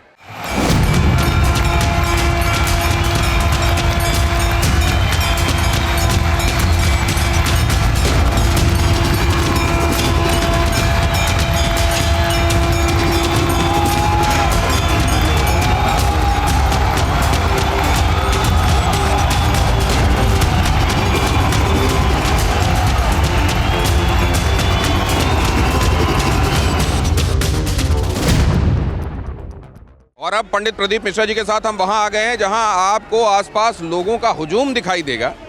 जैसे जैसे दिन आगे बढ़ता है ये लोगों की संख्या यहां और ज़्यादा बढ़ती जाती है। तो पंडित प्रदीप मिश्रा जी, एक शिक्षक के बाद यहाँ तक का सफ़र इतने सारे लोगों के दिलों में आप बैठे हुए हैं, ये लगता कैसा है आप? देखिए, ये तो हमारे लिए कभी नहीं आए, क्योंकि एक इंसान के लिए कभी कोई भक्त नहीं आता, आता है तो केवल शिव के लिए आता है। यहाँ आने वाले जितने भी भक्त हैं वो हमारे लिए नहीं आए हैं, वो भगवान देवाधिदेव महादेव के लिए आए। भीड़ बढ़ाना ही मूल नहीं है, सबके हृदय में भाव बढ़ाना मूल है। तो इनके भीतर जो शिव बैठा हुआ है वो शिव ही इनको खींच कर लेकर आता है। कोई कह दे कि प्रदीप मिश्रा के लिए आए या किसी अन्य व्यक्ति के लिए आए, तो ये शरीर रहता है, जब तक लोग दिखते हैं शरीर चले जाता है, फिर कहाँ चले जाते हैं। तो ये हमारे लिए नहीं, ये केवल देवाधिदेव महादेव के लिए है। तो ये भीड़ नहीं है, ये भाव है, और ये भाव जो है वो शिव के लिए भाव है। ये जब इतनी सारी भीड़ आप देखते हैं तो आप उत्साहित होते हैं या आपको अपनी जिम्मेदारियां और बढ़ती हुई लगती हैं? जिम्मेदारियां बढ़ जाती है, क्योंकि बच्चे जब बढ़ते हैं या किसी भी रूप में उनका विरोध होता है, आगे बढ़ते हैं, तो हम लोगों को भी सोचना पड़ता है, जैसे बच्चे बढ़ते हैं उस तरह से हम लोगों को भी देखना पड़ता है कि कहीं ना कहीं इन लोगों को कोई तकलीफ ना हो। तो भीड़ जैसे जैसे बढ़ती है उस समय पर हमको भी ज़रा विचार करना पड़ता है कि इतनी पब्लिक आई है तो उसकी व्यवस्था सब सही तरह से हो जाए। तो फिर क्योंकि आप यहीं से आपने पढ़ाई लिखाई की, आपका बचपन यहीं बीता, इस वजह से आपने इस जगह को चुना कि यहीं पर स्थापित किए जाएं कुबेरेश्वर महादेव, या इसके पीछे कोई प्रेरणा भी थी, कोई स्वप्न दर्शन था, किसी गुरु का कथन था, किस वजह से? कोई स्वप्न दर्शन नहीं, यहाँ तो ये बाबा का स्थान था। जो पुराना शिवलिंग है वो बड़े शिवलिंग के नीचे है, उसी के अनुसार हम लोग भगवान शंकर की आराधना साधना करते थे और यहीं पर रहकर भगवान शिव की अविरल भक्ति को प्राप्त करते थे। तो ये स्थान अपने आप में एक सिद्ध स्थान हो गया, इसलिए भगवान देवाधिदेव महादेव के भक्त यहाँ पर भाव से आते हैं। तो आज हम तमाम तरह के कथावाचकों को, खासतौर से जैसे जैसे डिजिटल मीडिया का जोर बढ़ा है, हम तमाम कथावाचकों को देख रहे हैं। आपकी निगाह में जनमानस को छूने वाला ज़्यादा से ज़्यादा संख्या में और शास्त्रोक्त बातें ऑथेंटिक रूप से बताने वाला कथावाचक कौन है? सभी हैं, क्योंकि भगवान शिव की हो, राम की हो, कृष्ण की हो, सारे देवताओं की जो आराधना साधना, चाहे छोटे से छोटा कथाकार हो चाहे बड़े से बड़ा हो, किसी भी रूप में अगर वो भगवान की भक्ति कर रहा है, उसको क्या आ रहा है क्या नहीं आ रहा, पर भगवान का गुणगान कर रहा है, तो हमारी दृष्टि में वो सब बड़े हैं, कोई छोटा नहीं। जो व्यासपीठ पर बैठ गया वो व्यास हो गया, जो प्रधानमंत्री की सीट पर बैठ गया प्रधानमंत्री हो गया, जो मुख्यमंत्री की सीट पर बैठ गया मुख्यमंत्री हो गया, कलेक्टर की सीट पर बैठा कलेक्टर हो गया। उसी तरह व्यास मंच पर जो बैठ गया, व्यास गादी पर जो बैठ गया, चाहे छोटा हो बड़ा हो कैसा भी है, वो व्यास है और उसको हमारा नमन है। तो आजकल तो ये बातें भी चल रही हैं कि बहुत सारे लोग जिसको देखो वो महामंडलेश्वर बन रहा है, शंकराचार्य भी असली हैं कि नकली हैं, इसको लेकर भी बातें चल रही हैं। इस पर आपका नज़रिया क्या है? देखिए, ये तो सब जो बहुत विद्वान बैठे हुए हैं उसका निर्णय वो करेंगे, मैं तो उनके चरणों की धूल हूँ, मुझे तो कुछ मालूम नहीं है ये सब चीज़ों के लिए। महामंडलेश्वर बनाए जाते हैं या जगत गुरु बनाए जाते हैं या जो भी पीठ दी जाती है, वो बड़े बड़े विद्वान इसका निर्णय करते हैं और वही निर्णय से इनको बनाया जाता है। मैं जैसे एक बात आपके समक्ष रखता हूँ, क्योंकि आप शास्त्रों की निगाहों से चीज़ें देखते हैं, इसलिए आपके समक्ष रख रहा हूँ। जैसे राम भद्राचार्य जगत गुरु हैं कि नहीं, उनकी तुलसी पीठ जो है वो ऑथेंटिक है कि नहीं, इसको लेकर शंकराचार्य बातें करते हैं। वो कहते हैं असली पीठ तो असल में जो है वो काशी में है, और वहीं पर आज के जो रामानंदाचार्य परंपरा के गुरु जी हैं वो वहाँ विराजते हैं, और उनका अपना जगत गुरु का जो दावा है वो गलत है। इसी तरह शंकराचार्य जी के विषय में कहा जाता है कि इनके पट्टाभिषेक के समय तो तीनों शंकराचार्य जी उपस्थित नहीं थे, तो इनका पट्टाभिषेक पूरा मान्य नहीं होगा, इसलिए असली शंकराचार्य। आपने देखा होगा कुंभ में किस तरीके से नोटिस लगाए गए थे, इसको लेकर आप क्या सोचते हैं? देखिए, हमने पूर्व में भी कहा ये बड़े बड़े निर्णय हैं, इन निर्णयों को हम साधारण कथावाचक हैं, एक बहुत छोटे कथावाचक हैं, एक साधारण सी माटी से निकले हुए हैं। हम कोई बहुत बड़ी ब्रज से या काशी से या बहुत बड़ी स्थान से नहीं है। तो मैं तो कहूँगा जो बड़े बड़े पीठाधीश मठाधीश हैं या बहुत बड़े संस्थापक हैं वो इसका निर्णय करेंगे, मैं इसका निर्णय नहीं दे सकता, क्योंकि दोनों मेरे लिए और सभी मेरे लिए पूजनीय है, सारी पीठें मेरे लिए पूजनीय है। आप इस भीड़ को देखकर तो नहीं लगता कि साधारण है? एक बार हाथ ऊपर कीजिए, आपको भी पता चलेगा आप साधारण है कि असाधारण है। ये तो शिव के भक्त हैं, इनको तो मैं क्या कह सकता हूँ, ये शंकर के लिए आते हैं और शिव तत्व के लिए आते हैं, बस मूल था। शंकर और शिव तत्व के लिए आते हैं। यहाँ से बढ़ते हुए आइए हम आगे की तरफ चलते हैं।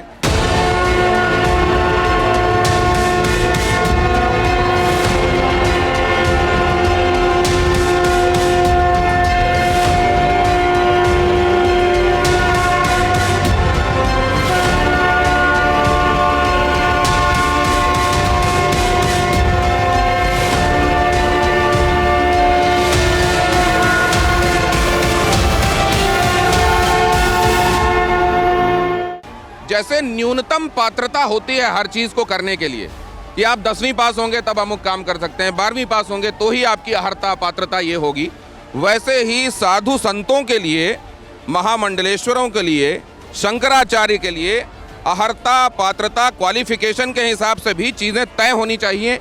ये लगता है आपको? जरूरी है, साथ में भाव भी देखना चाहिए, भक्ति भी देखना चाहिए और विश्वास भी देखना चाहिए। सभी चीज़ों का स्मरण करना चाहिए, उसी के अनुसार कार्य होना चाहिए। शिक्षा देखें, विद्या देखें, सब कुछ देखें, पर साथ में ये भी देखें कि उसके भीतर भगवान के प्रति भाव कितना, भक्ति कितनी है। केवल मूल कमाना नहीं या मूल अपना प्रचार करना नहीं, भगवान की अविरल भक्ति का प्रचार कितना कर रहे हैं वो मूल है। अच्छा, आपका अनुभव क्या कहता है? साधुओं और संतों के वेश में कई बार ठग, धूर्त और शैतान भी होते हैं कि नहीं? देखिए, ये तो पुराना समय से होते आ रहा है कि कई लोग ऐसे हैं असुर कि वो वस्त्र चेंज कर लेते हैं, कई असुर ऐसे हैं कि स्वरूप चेंज कर लेते हैं और कहीं ना कहीं किसी ना किसी रूप में सनातन को घात पहुंचाते हैं। तो हो सकता है कि उनमें कुछ लोग ऐसे छुपे हुए होते हैं। तो हमको केवल वो देखना, हमें तो भगवान शिव की भक्ति देखना है, हमें भगवान राम की भक्ति देखना है, हमें भगवान का भजन देखना है। हमें इस आडंबर में, अन्य चीज़ों में नहीं पड़ना कि कौन क्या कर रहा है। हमें तो भगवान की केवल भक्ति से मतलब रखो। कहीं मत जाओ, शिव के मंदिर में जाके एक लोटा जल चढ़ाओ। ये ब्रिज आपने क्या सोचकर बनाया था, ये जो पुल बनाया? और यहाँ जो हम शिवलिंग देख रहे हैं ये क्या है? यहाँ जरा रुकिए एक सेकंड। कंकर शंकर का शिवलिंग है, हाँ। जहाँ हम लोग खड़े हुए हैं। इसी धरा का ये एक कंकर है जिसको हम लोग पूजन के रूप में, शंकर के रूप में रखते हैं, जिसको कहते हैं कंकर शंकर की धरा। वो इसी रूप में इसको पूजी जाती है। तो ये जो भीड़ यहाँ पर है, इनको मिलने, इनके अभिवादन के लिए आपने ये ऊंची जगह एक बनाई? नहीं नहीं नहीं, क्या होता था, पहले नीचे से जाते थे आरती के लिए, तो भक्त लोग दर्शन के लिए एकदम आते थे आगे, तो कोई गिर पड़ ना जाए, इसीलिए इस ब्रिज का निर्माण किया कि यहाँ से आराम से शिव भक्तों को कोई प्रॉब्लम ना हो, परेशानी ना हो और आराम से हम लोग पूजन करने के लिए जा सके, आरती करने जा सके। अच्छा, पहले यहाँ पर दुर्घटनाएं भी हो चुकी हैं बड़ी तादाद में लोगों के आने की वजह से। उसकी वजह आप क्या मानते हैं, क्या चूक हुई थी और क्या इस बार आपने ख्याल रखा है? देखिए, यहाँ कोई दुर्घटना ऐसी नहीं हुई कि समिति द्वारा या प्रशासन द्वारा कोई को अटैक आ गया, कोई का हार्ट काम करना बंद कर दिया, कोई का शुगर बीपी गड़बड़ हो गया। यहाँ जितनी भी घटनाएं हुई है, लोग बीमार व्यक्ति यहाँ आते हैं। भगदड़ नहीं हुई कभी? भगदड़ कभी नहीं, कभी यहाँ का प्रमाण है भगदड़ कभी नहीं हुई। कोई प्रमाण ऐसा नहीं है कि यहाँ भगदड़ हुई है। तो इस भीड़ को नियंत्रित करने के लिए समिति की तरफ से क्या होता है? समिति की तरफ से पूरी फोर्स लगाई जाती है, सेवादार लगाए जाते हैं और प्रशासन भी अपनी पूरी फोर्स लगाती है। प्रशासन सेवा समिति की तरफ से यहाँ पर पूरी तैयारियां, देखिए जरा, यहाँ आपको दिखाई भी देंगे, अलग अलग तरह के यूनिफॉर्म में लोग लगाए हुए हैं ताकि यहाँ की व्यवस्थाएं सुनिश्चित की जा सकें। इसी के साथ महाराज कक्ष में जा चुके हैं। अब पंडित जी के साथ चर्चा का अगला हिस्सा कथा के मंच से।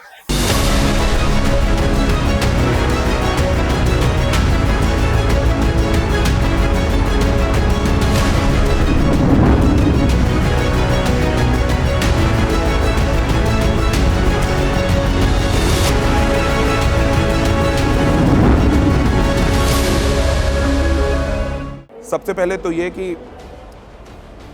ये जो युवाओं को आप इस तरफ ला रहे हैं, ये बड़े स्वागत की बात है। सनातन से जोड़ना, ये घरों में माँ बाप मुश्किल पा रहे हैं जिस काम को, वो काम आप आसान बना दे रहे हैं, इसके लिए आपको साधुवाद।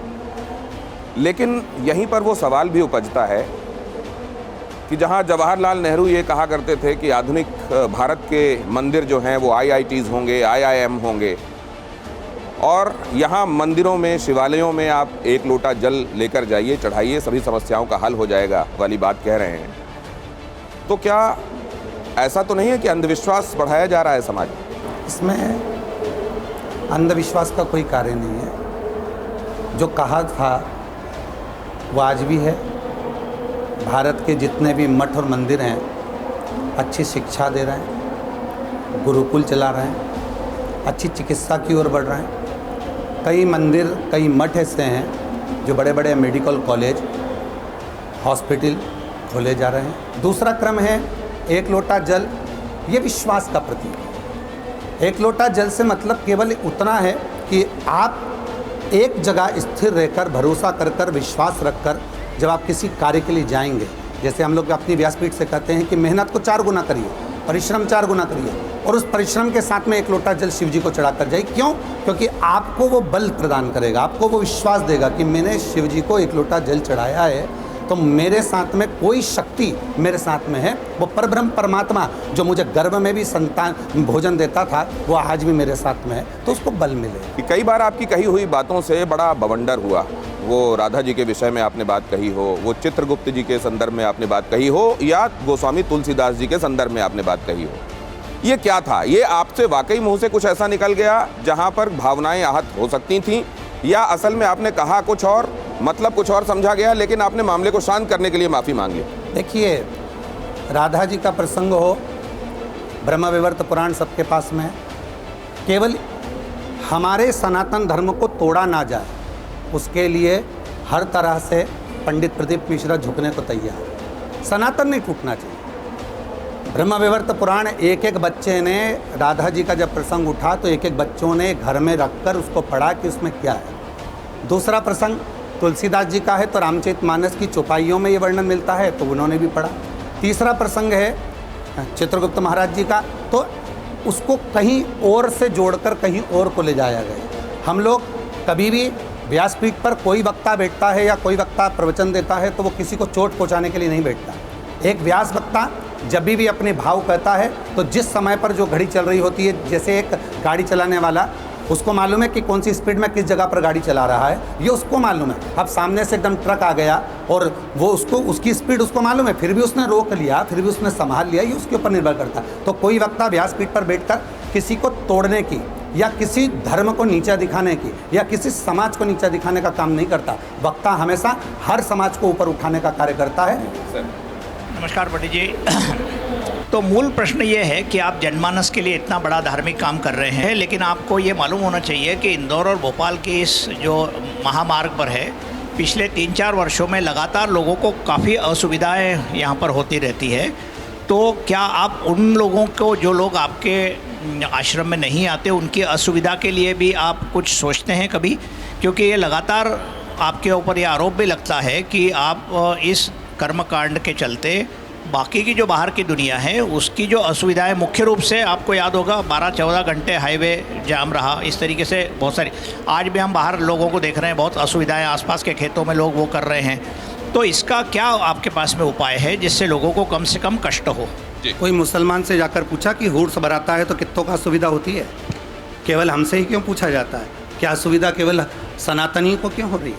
कभी किसी मुसलमान के पास जाओ, हुर्स बराता है, लाखों लोग आते हैं, रेलवे स्टेशन जाम हो जाता है, बस स्टैंड जाम हो जाता है, गाड़ियाँ रुक जाती हैं, थम जाती हैं, अच्छे वाहन घर से नहीं निकल पाते हैं। कभी प्रश्न उनसे भी तो करना चाहिए आपको। तो क्या आप असुविधा का सपोर्ट कर रहे हैं? कुबेरेश्वर धाम अगर यहाँ जाम लगा है तो आने वाले समय में प्रशासन ने उसकी देखरेख कर पूरे जामों को खोला है।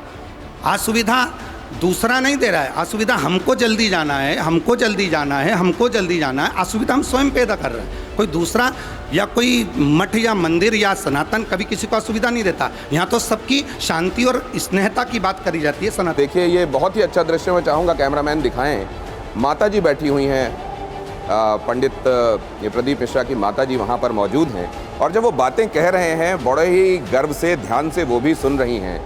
सुनु जननी सोई सुत बड़ भागी, उसके लिए बहुत बड़ा भाग्य कहा गया है जो माता पिता के चरणों में अनुराग रखता है। तो इतना बड़ा एम्पायर एक तरीके से बनाने के बाद अपने माता पिता के लिए वो भाव, ये भी इसके लिए आपको साधुवाद। लेकिन अब आपका सवाल। महाराज जी, आप जो कार्य कर रहे हैं और आपने जो अभी तक जनमानस को भगवान शिव से जोड़ा है और सनातन की जो पताका आप लहरा रहे हैं, उसके लिए जितना भी आपका साधुवाद किया जाए उतना कम है।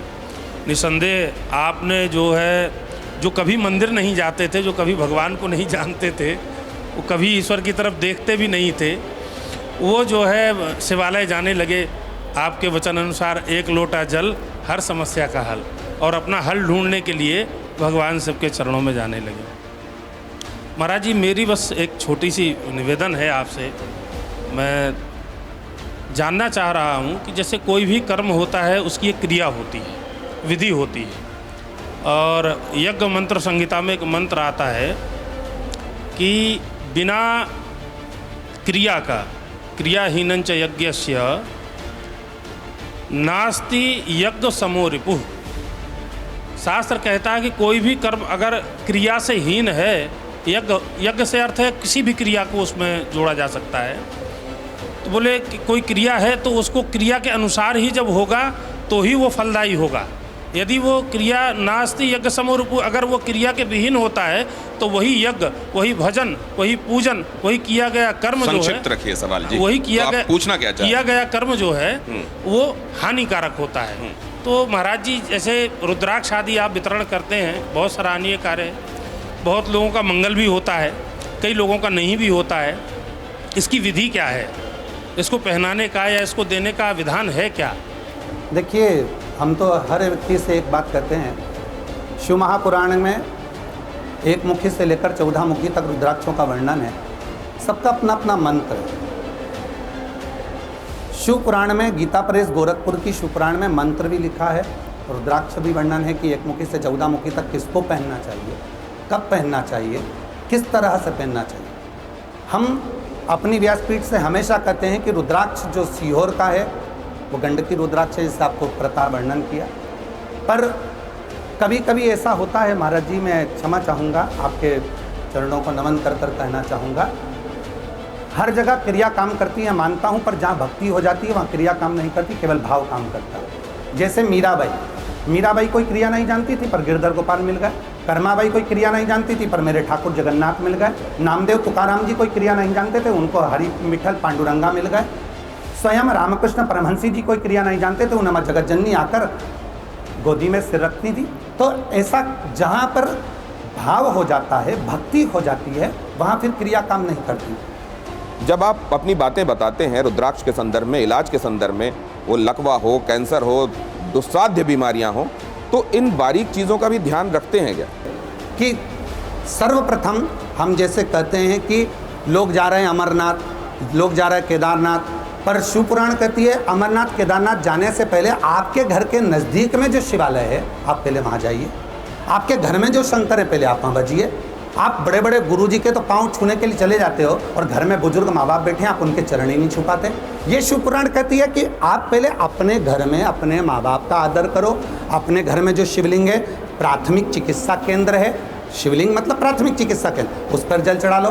फिर पास के हॉस्पिटल मतलब नज़दीकी अस्पताल में जाइए, मतलब नज़दीक के शिवालय में जाइए। और जब आपको वहाँ से भी आराम ना लगे तब आप कोई बड़े हॉस्पिटल में जाइए। तो यहाँ डॉक्टर को शिव पुराण ही केवल एक ऐसा पुराण है जो डॉक्टर को शिव तत्व से जोड़ती है और डॉक्टर को शिव कहती है। केवल एक पुराण में, शिव पुराण, इसके सिवाय किसी पुराण में ऐसा वर्णन नहीं है कि डॉक्टर शिव है। पर शिव पुराण में डायरेक्ट कह दिया माँ जगतजननी जगदम्बा अर्पणा हो जाती हैं तो शिव वेद बनकर आते हैं, उनका नाम वेद्यनाथ हो जाता है, स्वयं महामृत्युंजय हो जाता है, जो साथ में औषधि लेकर आते हैं। औषधि डॉक्टर ही लाता है और वो आकर अर्पणा माता को, माँ जगतजननी को देते हैं और एक विश्वास उनके अंदर उत्पन्न करते हैं जिससे अर्पणा श्रेष्ठ हो जाती है, अच्छी हो जाती है। तो मेरा निवेदन सबसे पहला, जितने भी शिव भक्त सुन रहे हो या कहीं पर भी किसी भी रूप में, आप जैसे आपने कहा कि मेरे मित्र भभूति लेकर गए थे, काय को गए? जब डॉक्टर है और डॉक्टर पर आपको विश्वास है तो भभूति ले जाने की ज़रूरत ही क्या थी? केवल उस भभूति को स्वयं खाते और डॉक्टर से बात करते और प्रेम से वो भभूति ही अपना काम कर देती। तो ज़रूरी थोड़ी ना कि भभूति हॉस्पिटल में जाएगी तो ही काम करेगी। हमारे यहाँ शिव महापुराण की कथा कहती है घर में शिवालय पे 1 लोटा जल चढ़ाओ, डॉक्टर अपना काम कर रहा है, तुम अपना काम करो, देखो उसमें फतेह होती कि नहीं होती, सफलता मिलती कि नहीं मिलती। तो आपकी बातों के बाद कोई दुविधा रह जाती है नहीं? डॉक्टर साहब बताएंगे। देखिए, बिल्कुल सही कहा आप लोगों ने कि जहाँ पर तर्क ख़त्म होता है वहाँ से आस्था की शुरुआत होती है। हमारे देश के अंदर हम क्यों इनको ढोंगी और पाखंडी बोलने लग जाते हैं? अरे भाई, ज़रूरत इस बात की है कि ये सब लोग मिलकर ऐसा सहयोग करें और इनके माध्यम से एक जो हमारा रुद्राक्ष रिसर्च सेंटर बने, उसके सारे एल्कलॉइड निकाले जाएं। बहुत सुंदर। और वो ऐसी रिजल्ट आए कि जैसे पैरासीटामोल कोई कहीं भी खाए तो बुखार उतरता है। सुंदर। तो रुद्राक्ष पंडित जी अगर बोल रहे हैं कि हमने कर दिया, डिलीवरी सही होगी, तो पंडित जी के तो हाथ से हो रही है, लेकिन हमारे हाथ से क्यों नहीं हो रही है? तो ये पंडित जी का दायित्व है, तो ऐसा है कि एक रुद्रा रिसर्च सेंटर बने, इन सब चीज़ों का प्रमाणीकरण हो, ताकि हम गर्व से ये कह सकें कि नहीं, पंडित जी ने जो किया है इसको आज यहाँ भी सही होता है और ये अमेरिका में भी इलाज लोगे तो भी सही होगा। इसके बारे में क्या इतने करेंगे समय में मैं लगे यार आप पंडित जी ढूंढ से कर, एक बात, पंडित जी आप एक जो समय ढूंढ में कर पूछना लेकर चाह आए रहा हो हूं। वो पक्का हीरा लेकर आए हो।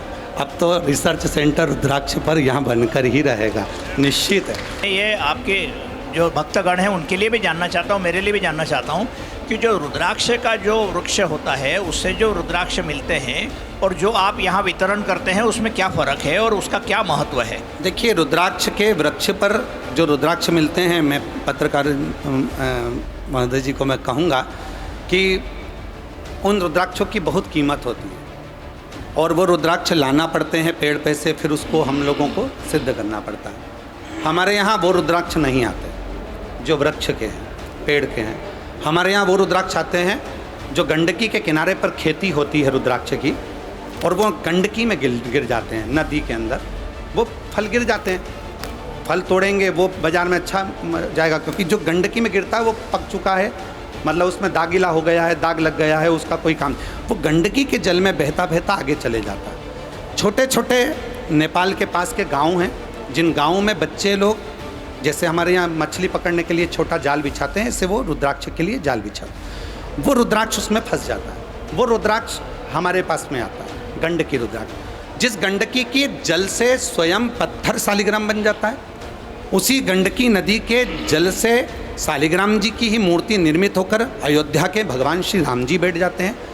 तो जब वो जल एक पत्थर को शालिग्राम बना सकता है, तो वो जल में इतना तत्व होगा कि वो रुद्राक्ष को भी फलित कर देता है। तो हमारे यहाँ बहुत ज़्यादा सिद्ध करने की उसको ज़रूरत नहीं पड़ती, क्योंकि रुद्राक्ष अपने आप में सिद्ध है, गंडकी के जल का है और स्वयं रुद्राक्ष है। तो हम लोग उसको लाते हैं और बाबा का भजन कर कर, स्मरण कर कर, बाबा की भक्ति कर कर वो दे देते हैं। इसमें मूलतः हम कहेंगे कि किसी न किसी रूप में, क्योंकि उस पर तो खोल रहती है, और खोल रहती है तो उसमें जो गंडकी का पानी रहता है उसको फुला देता है, तो वो कहीं ना कहीं वो अंदर खींच लेता है सूखने के बाद में उस पानी को, तो उसका असर सबको प्राप्त हो। ठीक। महाराज जी, कई बार आपने ऐसा कहा कि भाई बेलपत्री में शहद लगा करके शिव जी को अर्पण कीजिए, परीक्षा में आप बहुत अच्छे अंक प्राप्त करेंगे। मान लीजिए जो भाव से उस चीज़ को समझते हैं, भक्ति को भी समझते हैं और कर्म को भी समझते हैं, अब कोई उसी को कर्म मान ले और अकर्मण्य होकर बैठ जाए कि अब हम पढ़ेंगे नहीं, हम तो शिव जी को सिर्फ बेलपत्री चढ़ा दिए, अब हम पास हो जाएंगे, तो क्या ऐसा हो पाना संभव? देखिए, हमारी व्यासपीठ कहती है कि आप मेहनत को 4 गुना करो, परिश्रम 4 गुना करो, और फिर बीच वाली पत्ती पर शहद लगाकर शिव को चढ़ाकर जाइए। क्यों? तुम्हारा ध्यान केंद्रित रहेगा, विश्वास केंद्रित रहेगा कि मैंने पढ़ाई भी करी है और शिव मेरे साथ में कथा के इस परीक्षा के हाल में है, तो उत्तीर्ण जरूर हो गए। अब कोई काट कर दिखाए तो बात दूसरा। कि गौ संरक्षण के मामले में सरकारें अलग अलग जगह पर जो हैं वो क्या कर रही हो, क्या आप उससे संतुष्ट हैं? जिस तरीके से गायों को मारा जा रहा है और जिस तरीके से गायों के या गौवंश के ऊपर जिस तरीके से अत्याचार हो रहे हैं, उसको देखकर हमारा भी दिल पसीज जाता है। तो उसके ऊपर आपके विचार क्या हैं? आप सरकार को कुछ कहना चाहेंगे कि गौ संरक्षण को अच्छे तरीके से लागू किया जाए? आपके यहाँ कितनी गायें हैं? मेरे यहाँ एक भी नहीं है। बस तो फिर आप गाय रखना चालू करिए, संरक्षण होना चालू हो जाएगा। सब सरकार करेगी तो अपन क्या करेंगे? सब अपने को तो करना है। कुत्ता पालने के लिए जगह है, कुत्ता रखने के लिए जगह है, गाय रखने के लिए जगह नहीं है। इतने लोग आए हैं, एक एक गाय रखना चालू करें तो सरकार को कुछ करना ही नहीं पड़ेगा, गौ संरक्षण वैसे ही हो जाएगा। क्राइम कभी भी सरकार नहीं रोक सकती, क्राइम कभी सरकार नहीं रोक सकती। रोकेगा कौन? क्राइम रोकेगी घर की माँ। जब बच्चों को संस्कार देगी, अच्छा ज्ञान देगी, तो क्राइम अपने आप रुकेगा, अपने आप क्राइम रुकना चालू हो जाएगा। तो जब बेटों को अच्छा वो जो कहना चाह रहे हैं मैं आपके सामने और रख देता हूँ। राष्ट्रीय पक्षी मोर है अगर, और उसके लिए नियम लागू हैं, तो जरूरी नहीं है कि हम घर में मोर पालें तब वो संरक्षित होगा। उसी तरीके से गाय के संदर्भ में हर कोई नहीं पाल सकता घर में गाय, तो क्या सरकार जिसके हाथ में विधि विधान नहीं पाल सकता? हर कोई नहीं पालता, हर व्यक्ति कुत्ता नहीं पालता है। भले ना पाले, पर हमारा एक निवेदन है, आप गाय नहीं पाल सकते, आप गाय अपने घर में नहीं रख सकते, तो जहाँ चौराहे पर, रोड पर आप अपनी कार लेकर जा रहे हो, कोई गाय नीचे बैठी हुई है और आप हारन दे रहे हो, साइड से निकल रहे हो, तो गाय को खड़ी कर कर साइड भी तो कर सकते हैं। जब हम गाय के प्रति थोड़ा भी समर्पण नहीं है और हम चाहते हैं कि गाय कटना बंद हो जाए, गाय के लिए आंदोलन चालू हो जाए, तो हमें पहले स्वयं आंदोलन करना पड़ेगा अपने दिल से, अपने हृदय से। आपने पहला और सवाल भी जो पूछा था। आदरणीय पत्रकार महोदय जी ने बहुत सुंदर बात कही कि सरकार, आपने सरकार का बचाव क्यों कर रहे हैं कि सरकार का काम है गौ संरक्षण करना। अभी सुप्रीम कोर्ट ने कहा कि कुत्ते काटने जा रहे हैं तो उस पर सरकार को निश्चित रूप से नियम बनाना चाहिए। घर घर के बाहर शहरों के बीच में कुत्ते आके काट रहे हैं लोगों को, पुलिस में वो जा। तो मूल बात यह है कि सरकार को जो अपना कर्तव्य करना चाहिए, क्या उसमें कम कर रहे हैं क्या? क्योंकि आप गौ संरक्षण की बात कर रहे हैं, तो इसलिए मेरा प्रश्न था। बहुत सुंदर बात कही है आपने, और वो होना चाहिए। सरकार को आगे रहकर कुछ उद्देश्य ऐसे बनाना चाहिए, जैसे अभी हमारे यहाँ मोहन सरकार ने बहुत अच्छी बात कही है कि जगह जगह पर सुंदर गौशालाओं का निर्माण किया, नंदीशालाओं का निर्माण हुआ। छत्तीसगढ़ सरकार कर रही है, हरियाणा सरकार कर रही है, कर रहे हैं, उत्तर प्रदेश सरकार भी कर रही है। तो आप ये चाहते हैं कि गोवध शून्य होना चाहिए भारत में, होना चाहिए गोवध, और इसके लिए सरकारों को पहले प्रयास करना पड़ेगा। आपने कहा था कि भगदड़ नहीं हुई। मैंने कुछ लोगों से यहाँ बात की तो उन्होंने कहा भगदड़ हुई थी भाई साहब। वो 5 अगस्त 2025 का हवाला दे रहे हैं, वो फरवरी 2023 का, मार्च 2024 का हवाला दे रहे हैं, और वो ये भी बता रहे हैं कि किस तरीके से उस समय भगदड़ वाली स्थिति की वजह से एक बच्चे समेत 4 लोग मारे गए थे। ना अगर भगदड़ होती तो उसका प्रमाण सरकार के पास तो होता। सरकार से एक प्रमाण लाकर हमको बताएं कि भगदड़ हुई है। निर्णय कौन करता है? जब मरीज हॉस्पिटल में पहुंचता है, डॉक्टर चेकअप करता है, शरीर देखता है, उसका पोस्टमार्टम होता है, उसमें मालूम पड़ता है कि उस शरीर का गया कैसे, क्या कारण हुआ। भगदड़ होती तो यहाँ तो लाखों जनता है। जब लाखों जनता में भगदड़ होती है तो केवल 2 या 3 लोग नहीं मरते तो 100-150 मर जाते। भगदड़ उसको कहते हैं जहाँ लाखों की भीड़ में एक साथ लोग कुचा जाए। यहाँ तो लाखों की संख्या आती है। भगदड़ में यहाँ कुबेरेश्वर धाम पर पहले भी भगदड़ नहीं हुई, अभी भी भगदड़ नहीं हुई। भगदड़ को केवल कुछ लोग ऐसे हैं जिनको ये रुद्राक्ष उत्सव या किसी तरह से कुबेरेश्वर धाम, कई लोगों को रहता है सनातन सुहाता नहीं है, वह आक्षेप लगा देते हैं। पर यदि प्रशासन, सरकार हमको बताए कि भाई भगदड़ का एक प्रमाण तो सरकार के पास भी तो होना तो चाहिए ना, कि इतनी भगदड़ हुई तो इतने लोग मरे होंगे, तो भगदड़ का तो प्रमाण होगा कि भगदड़ में मरे। कहना सरल बात है कि भगदड़ हुई, पर उसको प्रूफ भी तो करो कि कैसे हुई, कहाँ हुई, किस बेस पे हुई। जैसे पिछली बार कह दिया कांवड़ यात्रा में कि रुद्राक्ष वितरण चालू था और भगदड़ हो गई। जब हमारे यहाँ का नियम है, सोशल मीडिया पे डला हुआ है कि जब रुद्राक्ष उत्सव होता है तो 2 महीने तक रुद्राक्ष नहीं बढ़ता। जब हमारे यहाँ सोशल मीडिया पे डला है कि कुबेरेश्वर धाम पर कांवड़ आती है तो 2 दिन पहले से 2 दिन बाद तक रुद्राक्ष नहीं बढ़ता, तो कैसे मान लें कि रुद्राक्ष बटा या रुद्राक्ष में भगदड़ होगी? तो हम नहीं मान सकते। इस गुरु तत्व को मैं आप सब की तरफ से प्रणाम करता हूँ। आपके समय के लिए बहुत धन्यवाद। और बहुत अच्छा लगा आज का जो आपके प्रश्न थे, हमारे जो 3 अतिथिगण आए और आपने बहुत सुंदर सुंदर प्रश्न किए, और आपकी पूरी टीम को साधुवाद देता हूँ। बहुत बहुत धन्यवाद। श्री शिवाय, नमस्ते।